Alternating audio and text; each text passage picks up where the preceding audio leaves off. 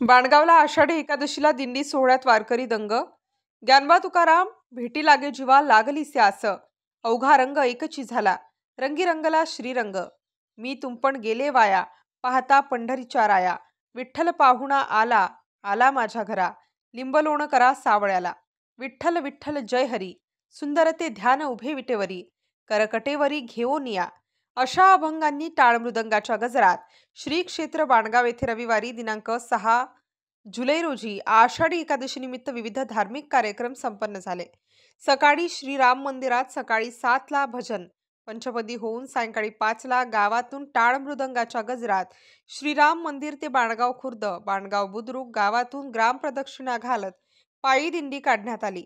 रिमझिम पावसात विठुमाऊलीचा जयघोष, पालख्यांची गर्दी आणि अबालवृद्धांनी रिंगण करून धरलेला ताल साक्षात पंढरपुरात वारकऱ्यांच्या मांदियाळीचे पारणे फेडणारे दृश्य गावकऱ्यांनी अनुभवले.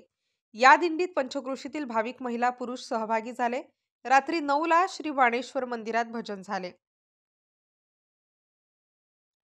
स्टार न्यूजसाठी बाबासाहेब कदम, नांदगाव.